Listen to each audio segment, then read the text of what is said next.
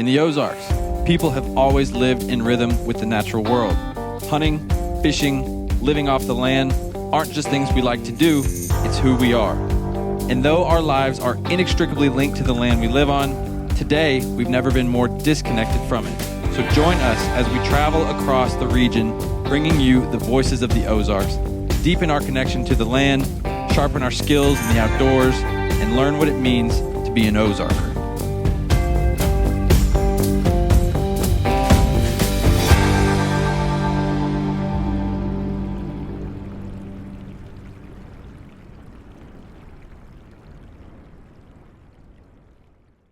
Welcome back to the Ozark Podcast.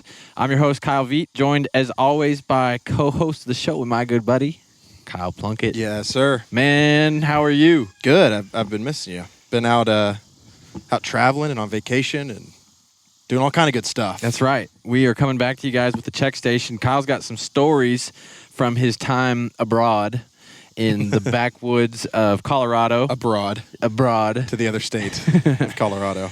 Outside of the Ozarks. I got chased by a moose. I'll tell that story later. And we're going to tell that. And similarly, I didn't get chased, but I had a chicken get chased by a skunk, and then therefore I chased the skunk. 2 chase stories. Some chase stories. Be good. What can people expect here in the Real Reactions episode, the check station episode? Yeah, so if you remember from last month, we started adding some more reoccurring segments to kind of keep things fresh and do something fun, do something new. So we're going to start off with the Hither and Yonder segment, which is a little bit of news from Hither and a little bit of news from Yonder. I like it. Then we're going to move straight into the Shootin From the Hip. Actually, I don't know if that's right. Hold on. We're moving into real reactions after that. And that's something that we've been doing a while, but kind of reacting to y'all's reactions and the internet, really, the internet's reactions to some of our most recent reels that we post on social media. And those are fun. We've got a couple good ones on this one that are a little bit controversial. And those are always fun to talk about. And then we're going to move into Shootin From Hip. This is controversial ideas, hot takes, crazy ideas, wishful thinking, things that we just think could be a good idea, maybe something you might need to know. I'm here for it. And then after that, we're going to wrap it up with some check station stories, what we've been up to, some projects that we've been working on. Some good old-fashioned true check station. That's right. So, yeah. Let's kick it off. Let's go. Okay, Hither and Yonder. So for the first one, we've got to talk about, I like this segment because nobody that I've seen, obviously we have local news stations, and they do a great job. I'm not saying they don't. But I haven't seen a whole lot of people talking about outdoor conservation news, public land news, just within the Ozarks. Obviously, you have BHA and people covering a lot of things out west on public lands and stuff like that, but I just don't have a really good source for Ozark news in the outdoors, and I thought that it'd be cool if we did that. We dabbled in it a little bit. We're not a news channel by any means. Nope. And we're not newscasters, but we can talk about a little bit what's going on. Absolutely. So what's our first Hither, Kyle? Well, Hither is here. Hither is here. And I got one piece of news for us, and it might be old news to people who are in this world, but it's new news to me. Okay. And that is the news that the Ozark Highlands Trail is finally breaking into the Missouri border. Man. So you're going to have 700 miles of continuous Ozark Highlands Trail connected through the Ozarks, not just the Arkansas Ozarks. And that's just cool news. That's cool. a lot of hiking if you're into that. That's a ton of hiking. I like that they're tapping in because, the Ozarks is obviously not just Arkansas. A ton of it's in Missouri. A whole big mess of it's in Missouri. For it to not be in Missouri, it almost feels like, how was that ever? That should have never been that way. Yeah, and I can look it up later. I don't know if it's connecting stuff that was already in Missouri and it's going to make it continuous, or if it's the way that I read it was it's just like it's finally extend to the Missouri border. Okay. So maybe there's a chunk between like the there. Arkansas and Missouri border where it wasn't extended and it's going to connect hiking trails in Missouri. But all I know is it's going to line up now 700 miles of hiking. That's awesome. And it's going to hit all of, the Ozarks' most iconic, scenic hiking trails, which is pretty sweet. Quick question on this. How long would it take you, Kyle Plunkett, to hike 700 miles? Oh, geez. I had to really think on that. You're doing some math over there. I can see it. I'm going to say I could do 700 miles in 3 months. 3 months. Straight? Yeah. Okay. I'm going to go a little bit quicker. You like to take your time. Yeah, well, you're gonna have a rest day and a fishing day and a hunting day. And That's true. It's gonna take. Yeah, gotta see my wife and kids day. They're gonna be with you. They're coming. Oh, then way longer. That's true. Yeah, that's true. That's way That's longer. not speeding things up. If you covered, the math is if you covered 20 miles a day, it would take you 35 days. I'm not trying to cover 20 miles a day. That'd be a long, especially when you get into some steep stuff. That's a lot. So, and let's call it 10 miles a day. Then you're looking at close to 70 days. 70 days. Or 70, right at 70. Yeah. Yeah, maybe I was a little short. I was a little slow, but hey, I'm gonna go slow. You're taking your time. I'm gonna take the scenic route. I like it. You got to take it in. 700 miles of scenes. That's what I'm gonna do. You got to take it in. I dig it. Okay. What's our yonder? For our yonder from far off, the news of we started to talk about it last month, but I think we actually cut it from the episode because things were happening so quick, and we recorded, and then by the time it came out, it was gone. But there was, if you've been following online, the public land sale that was proposed by Senator Mike Lee out of Utah as a big part of the big beautiful bill that the current administration has put forth. The public land sale was basically they were going to force the sale of public lands to, they were saying, affordable housing. They were saying it was going to reduce the deficit. It was going to add to the budget, things like that. And collectively, it was actually really cool to see the United States of America, the people spoke, and they were like, no. Not happening. Not a good idea. Yep. And just none of it ever made sense anyways of like reducing the deficit. And it was only going to generate a couple $2 billion, and our deficit is trillions of dollars. So like the one-time sale of an asset that is already an asset for people of everyone, like everyone in America owns it. It just nobody liked the idea except for it seemed like a very few number of people, and so they pulled it. They pulled it from the bill. So that was a huge win. It's fun to watch hunters, anglers, hikers, canoeists, backpackers, average Joes all look at it and go, yeah, we are not about this. Don't like it. Do not sell our lands. Yeah. Don't sell the land. That's right. And we talked about it, 1 acre less of public land. We think we need more public land. Mm-hmm. So to even remove one just seems wrong. It just doesn't feel right. And Yep. it's something that's unique to what we have here. So that's our news from yonder. Got to stay vigilant. That's I mean, right. I know there are people who that's their whole job is to just watch Mm-hmm. for that. But yeah, I mean, even around here in the Ozarks, that stuff will happen. Yeah. I know the Arkansas BHA chapter has stopped land sales in Mm-hmm. public places. So Yeah. can't sell the public land, can't sell the public water. And BHA in Arkansas has actually bought land and added to that number to connect pieces that were disconnected or fragmented by private land. Yep. And so, yeah, that's cool stuff. And I think more of that stuff needs to happen. That actually reminds me, there was a piece of news on the buffalo that we didn't talk about, but I just remembered it. They did, you remember, so you had the hog farm. There was a moratorium. We can't have hog farms in the Buffalo River watershed. On the industrial scale. On an industrial scale. Yep. And a CAFO is a concentrated animal feeding operation, I think is what that stands for, if you don't know. But they were talking about removing that moratorium and saying, like, I think it was sponsored by the Farm Bureau, and, private land advocates were saying, we should have the freedom to do what we want to do on our land. And I support a lot of private land rights. I totally do. But I also think you need to protect your public resources like the Buffalo River that's a gem in the state of Arkansas. So anyways, they did finally come to a conclusion, and they secured like the permanent ban within the Buffalo River watershed, which is cool. I think that's a win for the resource. So, Yep. So those are Hither and Yonders. Those are fun. All right, let's go to the real reactions because we've got some good ones here, and we've got 3.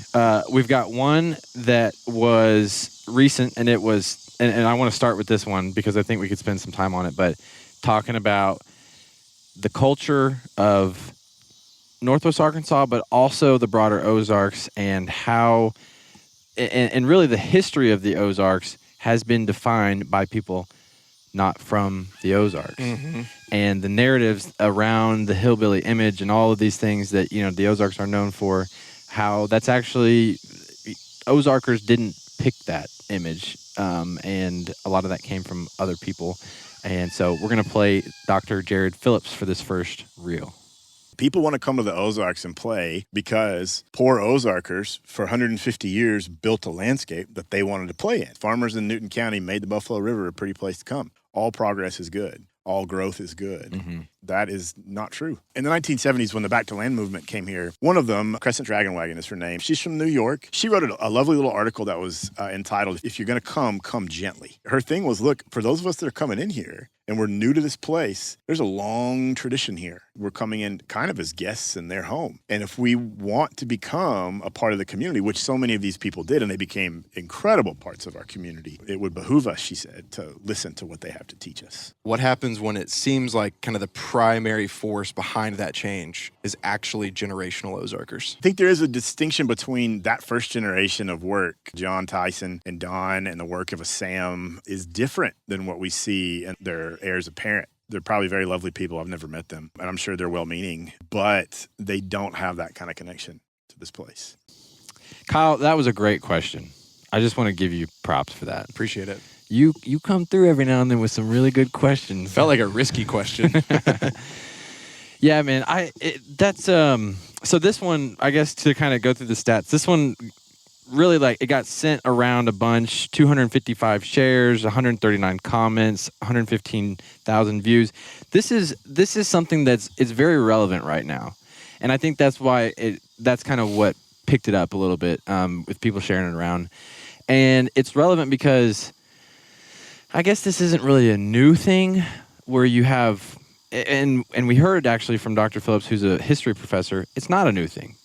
Outsiders and people have always, not from here, have always tried to define and monetize and make what they want of the Ozarks, because the Ozarks are historically poor. And they have not had a lot of power, and people from the Ozarks have been seen as uneducated people, and so people can, take advantage of situations like that. And it's relevant right now because we see, especially within the outdoor world, there's a new wave of people coming into the outdoors in the form of cycling, mountain biking, and things like that. And that was really kind of what we wanted to talk to Dr. Phillips about. And I love your question because it's a complex situation. Yep. And it's actually not really outsiders right now who are influencing a lot of the change. It's the bigwigs of the Ozarks, in the Tysons, in the Waltons, in the Morrises. Like, it's these figures that we've all kind of known as, like, these are in some ways, the primary founders of our communities, or they've built a lot of the communities. So it's tricky, and I think that's, like, people are recognizing it, and a lot of people in the comments were kind of saying, like, yeah, this is an important conversation, like, this needs to be had more. And it's a tough one to have because I wrestle with it. I personally struggle with it, like, what is the limit between, what is the line where you draw between what progress and growth looks like, and also preserving and holding on to things that make an area unique and make it special, and preserving the history and the heritage. And I don't know. I don't know what the answer is. It's hard, too, when your livelihood's wrapped up into it. And even, like, where you live. Because I got a quick example. I live in what I would consider a buffer town between some major towns in Northwest Arkansas. And I live next door to my neighbor, excuse me. Most people live next door to the neighbor. It's actually amazing. I live next door to my neighbor. I am neighbors with our mayor. Okay. And first time I met him, I had run over our water main and busted it with my trout boat, and he was out there helping me fix it. Nice to meet you, neighbor. Yeah, he was like, don't do that again. I was like, yes, sir. Somebody needs to fix that. It shouldn't have broken. Anyway, that's not the story. Blaming somebody else. Here we go. It shouldn't have. A truck should be able to drive over water and it not bust.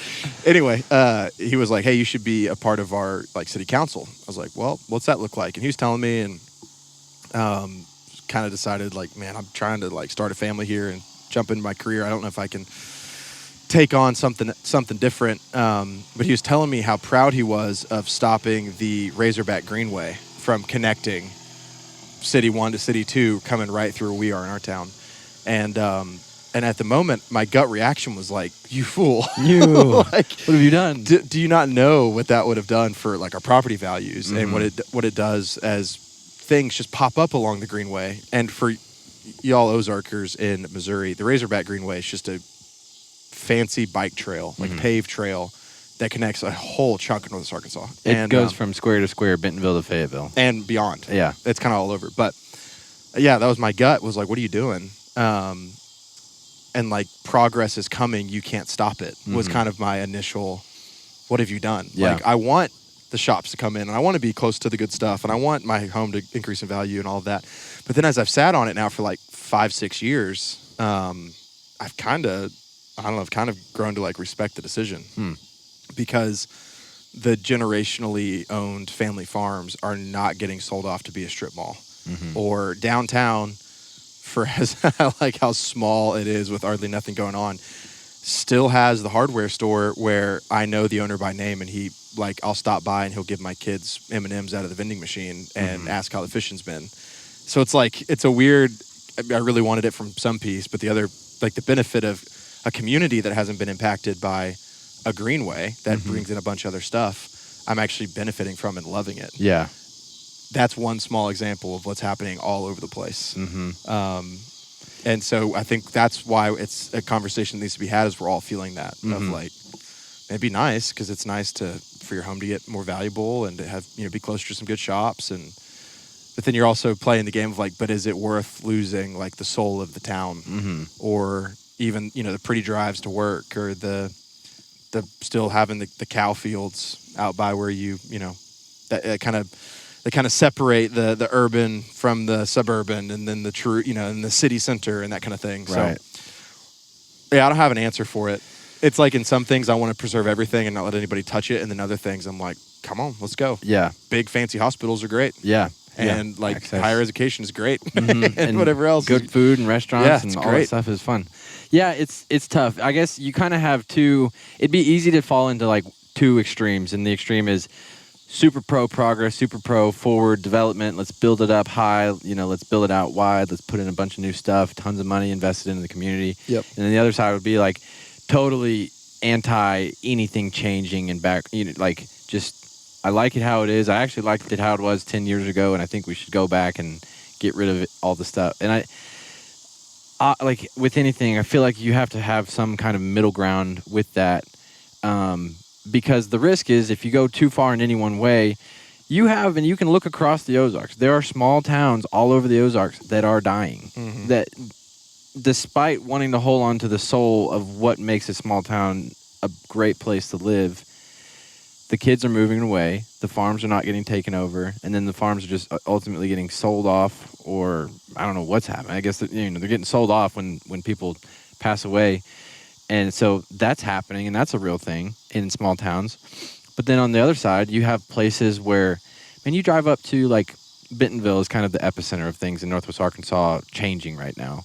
And, man, People hate it. I don't recognize it. I don't, and maybe that's not a bad thing, but it doesn't feel like the town. It feels like it's lost its soul. It feels like it's gone to corporate America, and it's a corporate company town.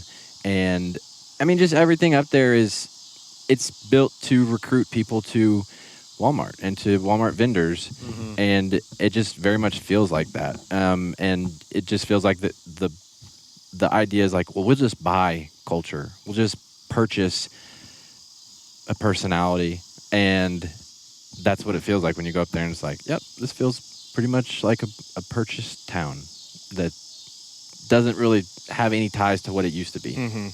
I like what Dr. Phillips said, quoting somebody else, but about, if you're going to come gently. I think that's the mindset that I wish would be applied. I wish we can't force apply anything. I wish outsiders who are coming to invest in the Ozarks would consider of, like, you might want this thing because it might stand to make you a bunch of money, but does everybody who's lived here for the past generation 2, 3, or 4 do they want this thing, and is that actually good for the community? Yeah. And there's probably right and wrongs within all of it. You could argue that some things are worth having more than other things. Sure. And but yeah, I like that idea of come gently. Come gently. Change is going to come. Can we just change it gently? Yeah. Or do we have to force it? I don't like the forced nature of it. I don't either. In the kind of manufactured, like, version of what culture looks like, I don't think that's authentic to the place. It doesn't represent the place in a great way. there's a quote, another quote, who is the next guest who I'm going to pull up a reel from, and that's Dwayne Hayda, and we're going to move to his reel. But he has a quote that I remember, and I think I referenced it early on, like first 10, 20 episodes, where we were just getting this thing started. I remember him saying, people, if you're going to come to the Ozarks, find out what makes it unique. Don't try to make them something they are not and they were never intended to be. And get in with the rhythms of the culture. Get in with the rhythm of the people and understand, like, what makes this place special. And it feels like some of the people who are coming here, they're just so, like, eyes down and focused on work and being in a company town and getting that next promotion. They forget to look around. I work with a guy who, he's lived in Northwest Arkansas for 6 years. And the other day I was talking about something that was going on with the Buffalo River. And he was like, "Where's that? Like, what's the Buffalo River?" And my mouth hit the floor. It's like, "You've lived here for how long? Surely you're kidding." And he wasn't kidding. And so I just, to me, that feels like a big disconnect of connection to the place. And I think that people who come here should have more of a connection to understand where they're at. Mm-hmm. So that was Dwayne Hayda. He's our next reel. He had a good reel talking about. Hold on here. He had a good reel talking about smallmouth conservation. Dwayne is a huge, he's a legend. He's a living legend in the Ozarks. Longtime fishing guide and just a salt of the earth people. And knows a ton about fishing, but also conservation. He was on the stream team for smallmouth back in the day that helped set up some regulations. They did a ton of research. Yep. And so this was his take on smallmouth bass in moving water in Ozark streams. Smallmouth bass in moving waters in the state of Arkansas need to be in a separate category, especially if they are unique. We're the only state that has all four of these smallmouth strains. Is that alone not worth protecting? What does protection look like? Well, we have to manage it. What does management mean? Allowing a certain amount of what we call sustainable harvest? That's putting a dent in the population. So when I go to have a great quality hiking in, canoeing, kayaking experience in the Ozarks, it's sub-level from what it could be. I want the optimum. We're not anti-game and fish. We want to collaborate. We can't do anything without them. Every human does what? Makes decisions based on the information that is currently available to them, right? And the game and fish does that based on the information that they currently have. Well, where they took their surveys were at public accesses. And it's not where the most people are. That's not the people keeping the fish. So their numbers show, hey, everybody's throwing them back. Oh, we witnessed some horrible. It is private landowners. It will never be asked in a survey. There's a certain mortality rate in numbers of people fishing. Sure. That's going to happen. It's not bad to say this fish is so special that it needs to be eliminated out of the harvest categories. Mm-hmm. They're doing this in Alabama, Texas with their Guadalupe bass. We're not trying to keep people from we want people to experience it. That released smallmouth is now one of the numbers that can be caught. He's also growing. He's also breeding. He's a symbol of the wild Ozark and Ouachita River experience that somebody else can enjoy again and again and again. Lot there. Yeah, that was a long one. That's good. That was a long one. Yeah, that one got shared around a bunch, 34,000 views and people commenting on it. That's I respect Dwayne a lot, and he's got a lot more information and experience on the waters fishing to where he can see, and he has seen just growing up here and fishing his whole life. He's seen how things can change, and I think some people could look at that and be like, "Oh, well, that's anecdotal information, and that's just him." But I think it would be wrong to totally discredit someone like that who does have the experience and does have the hours in the water on the creek. Oh yeah, and is out there all the time. Yeah. I like his thoughts. I think it'd be cool to designate a game, native game species fish as like you catch it and you release it. That's just what you do. I don't know of anybody personally who relies on the smallmouth to survive when it comes to eating it. Mm-hmm. But I'm also not going to say that there's not people who that's the case, right? And that they need to eat smallmouth, or that's like a primary food source, that kind of thing. So I get how that gets dicey, but from a management perspective of like a game fish in the Ozarks that you want to just see become the best it can possibly be, free, flowing stream smallmouth, like rivering smallmouth, being higher levels of protection, I think makes sense. Yeah, I do too. I think that there's a part of it that I disagree with to some extent. Like, I don't think you should do that everywhere, because I do think we talk a lot about connecting people back to the land and how, like, in today's modern day, like, we have never been more disconnected from the ground that we live on, the woods, the streams, what's good for it, what's bad for it, what's good for wildlife. And I think totally removing the opportunity to float down a river, camp, catch a fish, eat it, and that be your experience for the day or for the evening. I don't think that's the I have a rub with that personally. I 100% agree that we should elevate the smallmouth across the Ozarks in places, and maybe the majority of places too. I just I'm kind of with you. It's like, there's some people who actually maybe do rely on it to supplement food, and you don't want to completely put the kibosh on those For sure. people. And maybe there's, to even do that, you have to have a lot more enforcement, which is a whole nother topic of funding and all that stuff with the agency. But I 100% agree. It should be elevated, and it should be protected in a different way than it is on still waters, lakes, and things like that. Just because it is such an Ozark experience to be in the creek, to be flipping rocks with your kids, looking for crawdads, and then catching smallmouth. There's nothing more quintessential Ozarks. Yep. And so it's got to be in some way elevated. But then it's like antithetical to the Ozark way of life to say, like, yeah, but I want more enforcement. Yeah. 100%. Like, I want more rules telling me what I can and can't do. Right.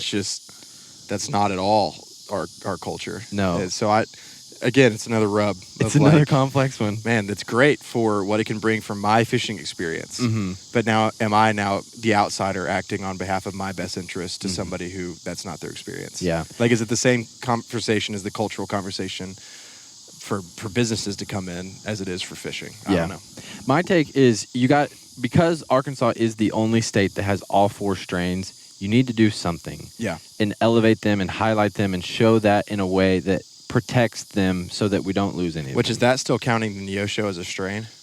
I'm calling, Neosho is a species. I'm calling just all 4 of them strains because I know, 2 of them are species. Even for AGFC's purposes, like, I don't think that they have officially put anything out about the Neosho as a species. they haven't officially adopted the correct science. They have been conducting studies, and I've been talking with the scientist who's been on some of the studies, identifying where these native smallmouth are, and I hope to have that person on our podcast in the future to talk about some of those studies. But they've been trying to pinpoint where all 4 of these different species, subspecies of smallmouth are in the state. And we gave a presentation. I gave a presentation with Jeremy Risley of Game and Fish at the Ozark Studies Association on the Neosho bass. So there's people within the agency who are on board with the protection. But I know for a fact that not everybody is. Yeah. Quick callback. If you haven't heard the Neosho Bass series, if you're new to our show, go back to last summer and listen to that thing. Yeah. Because that was so fun. That was a fun one. Okay. All right. So that's all the real reactions we've got. We're going to jump off to our next section, which is called Shootin' From the Hip. And Kyle, what are we shooting today? What's Shootin' From the Hip today? Shooting from the hip. Just a reminder, these are crazy ideas, off topic, kind of whatever we want. Am I shooting or are you shooting? I don't have a target. You want me to shoot? Do you have a target? I got one. Okay. Here's the deal. This is something I've been mulling over in my head. I don't have the specifics of how this would work, but I know it would be epic. You've got Arkansas. Above Arkansas is a state called Missouri. Are you going with what I think you're going with here? I think so. Okay. I hope so. We talked about this at Turkey Camp. And then you've got, Oklahoma, and then Kansas, that little tiny corner there, that's the Ozarks. Yep. Right now, you buy a hunting license for the state of Arkansas. Or Missouri, or Oklahoma. Or Missouri. Or Kansas. Missouri, or Kansas, yeah. So, but when you're hunting, the way that you hunt northern Arkansas and the way that you hunt southern Arkansas, completely different. Habitats, completely different landscapes. Similar in Missouri. Northern Missouri is very, very different than the Ozark region. Yep, West Kansas is way different than East Kansas. Way different, right? But within southern Missouri, northern Arkansas, northeast Oklahoma, and maybe I don't know about Kansas, but those pockets, like that is very similar hunting. And I would love to go explore more places in Missouri, in the Missouri Ozarks, that are similar to the places that I'm familiar with, and where places I feel like I could have success. But it's a lot to go and pay a non-resident tag for hunting and for fishing. It's just extra. And so my crazy idea is, what if the state agencies got together and created an Ozark hunting license, an Ozark fishing license that allowed you to be within certain counties in the Ozarks, and that's your borders, and they can pick them and choose them. And it would be a little bit more than just the Arkansas license and a little bit more than just the Missouri resident license, but it would get you access to so much more, and you'd be able to explore, and it would bring people to the state. It would just cross-pollinate people and get people to realize, wow, my place where I hunt isn't all that different than the Ozarks of Missouri, and it would just be cool. I like it. It'd be fun, man. Shooting from the hip. Shooting from the hip. I don't know how we get that done, or if we ever see something like that done in our lifetime. But I know some people we can write an email to. That's for sure. It'd be awesome. And if you're listening, you've got an idea of how to pull this off. Do it. Pull it off. Let us know. So is it a tri-state agency, or are we going for all four? Whoever wants to be involved. Okay. I think at the minimum, So you got to get Arkansas, either Missouri. dual or tri-state agency. Yeah. You got to, at the minimum, get Missouri and Arkansas to work together. You're right, though. I'd love to be able to run over to Missouri Yeah. in like no time, honestly. Yeah. And go fish some creeks that I want to fish without having to pay a 3-day out of state license. Mm-hmm. 100%. It'd be awesome. It'd be really, really cool. And I really do think you would actually have, you might even raise more money for both agencies by getting both people to spend Like just a dual permit. Yeah, and then people may or may not even use it, but just to have the ability to go do it, it could be a boost for both agencies. Well, because then we can have our buddies say, hey, this thing's happening up here.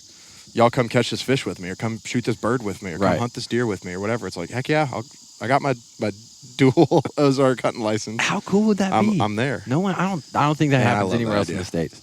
It doesn't exist. So that's our shooting from the hip. I'm here for it. All right, to wrap it up, we've got a couple stories. Plunkett, you teased it at the beginning. You're up in Colorado, and you got chased by a moose. What Yeah. the heck is Yeah. going on? So this is not Ozark, obviously. There's no moose here. It'd be cool if there was. That would be kind of cool. But yeah, I take a bunch of kids to Colorado and a bunch of seniors in high school to go. It's a church camp, so it's a bunch of guys and they're youth group leaders and parents and whatnot. Like everybody who wants to go, and we float rivers, class 4 rapids, wild. We fish, we hike, we play disc golf. We hang out. Colorado, it's great. Anyway, there's this one spot that I've been fishing for years because the brook trout in this area are unbelievable. And they don't ever get bigger than like this, like 6-8 inches. Yeah. But they're so fun to catch and so easy to catch on a dry fly that if I can take somebody who's never touched a fly rod in their life and guarantee them fish. I've got to where I guarantee people fish. And I was like, I'll teach you, I'll guide you, we'll buy the license, we'll go do it. You like hike 3-ish miles from the parking lot from the trailhead up. So you're way up in the Rockies, in the National Forest, and you can stay in there and catch trout all day long. That's on the awesome. top water. Crystal clear water, too, It's right? gorgeous. Yeah. Little creek, you can wade across it, slow, like beginner's paradise. Well, I'd done that for enough days that I was sick of fishing the same spot. And so the last day of fishing, I told these guys, a small group this time, like, hey, we're going to actually adventure today. And rather than starting at the spot that I know is good, we're going to start way down below the spot that I know is good in kind of the falls and more technical water. And then we're going to take the last mile through the trees, over the rocks, over the pass, back down. Like we're going to really do it. Yeah. And we're going to adventure. It might get sketchy. They're like, all right. So we take off. We're catching fish. We stop for lunch. We're hiking. We make it way up into the trees. The rocks are changing. The water's getting faster. We're catching fish left and right. And then a huge thunderhead rolls in. And so I tell the guys, like, hey, we got a thunderstorm in front of us. We got to get out of here. Then I turn around and there's a mama moose and her baby. Uh-oh. They're like 60 yards behind us in the clearing. So I'm yelling at all these high school guys, like, all right, we got a thunderhead in front of us and now a moose behind us. And they're like, oh, moose, cool. And I'm like, it's not cool. No. I would rather it be a black bear. I'd rather it be like a whole host of things. Yeah. But a mama moose and a baby. That's the sketchy thing. That's not cool. One of the kids was like, how big of a deal is this? And I was like, well, a mama moose is like a truck with a mounted machine gun. Like, they're just mean and ready to go. They're huge animals. Oh, they're sketchy. So we break for the tree line through this meadow, and we're going to go like a half a mile out of our way down the tree line, hoping that if she comes our way, we can at least dodge in the trees. Maybe only one of us gets hurt. And then hit the trail and get home before the thunderstorm starts. Well, we take off in the tree line, and we make it like a good hike. And we pop out into the meadow looking to see if we're clear, and she has followed us all the way over there. Oh, wow. And is like there. Yeah. All right, guys, turn around. Now y'all lead. I'll be the back because now she's behind us. Go the other way. Go the whole other way, back to our original spot. She's made it from the other tree line back to where she was the first time. Flapping her ears at us, just looking at us, looking real aggressive. So we get real bold. It's like we're taking on the fly rods. We're packing everything up. And we are crossing all of these streams, all of these rocks, down the rock faces we've scrambled and everything as fast as we can. And we're going to let her know we're not going anywhere near her baby. And so we take off the opposite direction, running through the woods just to get out of there. And, finally we're like busting out back into the other side of the meadow, crossed the creek, looked back, and she's a few hundred yards back, started eating again, doing everything. So we got out of where, down. I guess she wanted to go that way and didn't like that we were going there. Yeah. So chase may be a strong term, but pursued by a moose, stalked by a moose, with high school kids, with other people's under your direction, children in my care. We all get out. We're heavy breathing. The boys were like, "That was awesome!" And once I got like the initial adrenaline rush kind of out of me, I looked at him and said, "Yeah, that was pretty awesome. That was pretty cool. Glad that happened." So we made it down off the mountain before the lightning started striking and before the moose got us, and got it in the van and went and got some McDonald's flurries on the way home. Oh, what a way to celebrate. Yeah, celebrated all the fish we caught and shared pictures, and we just had a blast. That's awesome, man. That's cool. My check station. Nothing Ozarky, but I'm glad that, that's an Ozarker's take on Colorado. That's right. I'm glad that you go up there and that you take those kids fishing, because I know there's a lot of guys who've probably never done it before, and over the years you've taken a lot of people fishing who probably now fly fish because that happens every year. They went and they loved it. Every early August, I end up with a phone call. Hey, I just started freshman year at the U of A, and I got a little bit of money for my job. Like, what fly rod should I get? Yeah. Let me tell you. That's cool. So that's fun, man. That is fun. What's your check? All right. So my check station. So I don't know if I've mentioned that I got chickens. I have chickens. You did on the last one. You maybe have heard some of them. You maybe have heard Big Tex, my rooster, in the background of us recording tonight. I've got 16 chickens, 1 rooster, 15 hens, and every night they have an automatic door that closes a little bit after sunset. Well, the other night I came out here, and as I do, I just make sure that they're all in, and I close the main door into the run, and so they're all safe. Well, I came out here, this was last week, I came out here in the middle of the night, and this is right before I go to bed, so I come out in my undies. I got a big fence. I'm not worried about people seeing me. We're pretty spread out from neighbors. So I come out here in my undies, and I go back there, and I'm looking in the coop, and I'm counting them, and they're not all there. I'm missing one, and it's one that has been doing this time and time again. This is like the 3rd or 4th time that I have seen this specific chicken that I call Featherfoot not in the hen house at night. So I'm like, gosh dang it, Featherfoot is out again. I'm looking around the yard. I don't see her. It's getting dark. We have coyotes, raccoons, skunks, you name it, cats around here. And at this point, I'm like, she's not going to make it. But I go inside, and I went inside and I grabbed my flashlight. Came out here looking in trees, seeing if she's roosted. I'm looking under the trailer, seeing if she's hiding somewhere. And I don't see her. And then all of a sudden, on the other side of the fence, I hear. So I jump up on the side of the fence. I look over, and sure enough, she is right there being chased by a skunk 3 feet behind her. It's attacking her. Mm-hmm. I look up further, and there is a cat another 20 yards behind her, just watching the whole debacle. And I'm just thinking, this chicken is so screwed. And I don't want to get sprayed by a skunk. And so I'm debating in my head, what do I do? Because I don't want to get sprayed by a skunk, but I'm trying to save this chicken's life. And so what I decided to do is I look over the fence, I'm seeing where they're at, and the skunk has kind of laid a little bit back. And so I'm thinking I have to be quick, but I have a chance. I can go out there and run and grab this chicken before the skunk catches up, and maybe I can save this chicken's life. And so I actually, real quick, I ran inside to grab my 22 because this is probably the third or fourth time I've seen this skunk, and I was just going to end it. Like, no more of this craziness. So I go inside, I grab my 22, run back out here, still in my undies, go outside of my fence. I'm in my neighbor's yard with my undies and a 22, chasing a chicken away from a skunk. I run over to it. The chicken runs the wrong way, and now it's going back towards the skunk. And so I whip around as fast as I can. I don't see the skunk anymore. I've lost my bearings of where this skunk has gone. And at this point, it's chaos, and I'm committed, so I'm just going for it. I run. I push in. The chicken gets up in this brush and some sticks and some trees. I dive in there. I get all scratched up with my 22 and my underwear. In your neighbor's yard. In my neighbor's yard. And I grab this chicken. I run back to my yard, and I come in here. I close the gate. I put her down. I go inside to get some shoes, and I'm trying to figure out what I can do and make sure the skunk's not followed me in. I come back out here, and this just tells you how dumb this chicken is. She is laying down on the ground right by the hole in the fence where the skunk could come get her. She's just not got the concept of roosting or getting up off the ground figured out. And I saved her life, but I'm concerned that in the long term she's a goner because she's not a very smart chicken. Did you find the skunk? And I'd never found the skunk. And so he could come back, and I didn't get a chance to use my 22 on the skunk. So who knows? That chicken ain't gonna make it. Featherfoot's not a bright bird. Doesn't sound like it. No, but that is my that's my check That's station. unreal. Yeah, it was a wild night. I go inside. I'm like, babe, you're not gonna believe what just happened.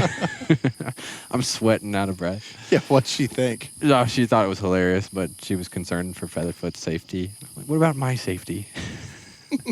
You can take a bath. Yeah. That skunk got you. So that's unreal. So yeah, that's kind of the update. We got our first egg today from our hens. It's a big deal. We're excited about that. I've got a new puppy we've been working on training. Waylon, my GSP. He's been a great dog so far. My wildflowers, if you've been watching the YouTube video, they're behind us. Those are looking pretty good. Although I've got a lot of grasses that I got to get out of there. A lot of good grass. Yeah, so we'll see. I don't think it's native grass. I'm gonna have to figure out what to do about that. Yeah. But Speaking of YouTube, sorry, YouTubers who have stuck with us. It's now dark. It is. We're officially getting real dark. Yep. For everybody who just listens, you don't know any different. But for y'all on the YouTube, it's gotten real dark. It has. Should we wrap this thing up with a Holler announcement? Yeah, let's do it. So, let me think. You got 2 days left, right? This will come out on the 30th, I believe. So 2 days to potentially be gifted our giveaway this month for those who are in the same Holler, a part of our community on Patreon. And it's a guided trip with Ben Levin. The Ben Levin. The Ben Levin. Yes. The guide of guides. Yes. He's up there with the top few. That's right. And we've interviewed all of them. So I won't call him out as the only, but he's up there. Yes. And guided trip on the white with him is our giveaway this month. And I think he's even said the white, if you want to go smallmouth, I mean, he does a couple different things, and he has not specified. So I think if you win, it would be up to you. Cool. And that's just if you've never fished with a guide, a fly guide, normally fishing with Ben, that's like a $600 trip. Mm-hmm. And so it's a steal. Yeah, it's generous. It's a steal. It's generous. And then also for those in the same Holler, we just keep racking up some of the member discounts with brands we like and trust. And so y'all check out that list. Who's new this month? We won't go through everybody. Well, new this month is Moultrie. Mm-hmm. Moultrie jumped on for a discount through their website. That's a big one. For all things Moultrie. Yeah, 20% off. That's our highest discount. That's pretty sweet. And it's an awesome company. We love Moultrie. Applies to, I think, their whole catalog. Mm-hmm. And then also Ozark Kayak. That's right. They just jumped on. Yeah, and that's a 10% discount. And if you're buying a kayak, 10% off of a nice kayak can add up pretty quick too. So we're really trying to juice up the value that we give on the Holler. And we're going to keep rolling. We're going to keep adding new companies. And if you are listening and you want to join, we've got a chat where you can talk with us. Our guests are in there too. If you got ideas for a company to add to the Holler as a partnership, we'll reach out to them. We're trying to be the in-between the common people of the Ozarks and the big companies in this world and find a way to offer value. Yeah, that's the hope. Yeah. That's the hope. Well, we sure do appreciate y'all. Thanks for sticking with us as we talk moose chasing stories and skunk chasing stories, and also try to dissect the tension we feel between the culture of big money coming in and changing this place, and also the old ways of the Ozarks. We sure love doing it. Yeah. It's a blast. Share this one with a buddy. I'm gonna say that again because I've stumbled now a bunch. Share this one with a buddy, especially somebody who needs some Ozark culture in their life, and we'll catch you on the next one. See ya.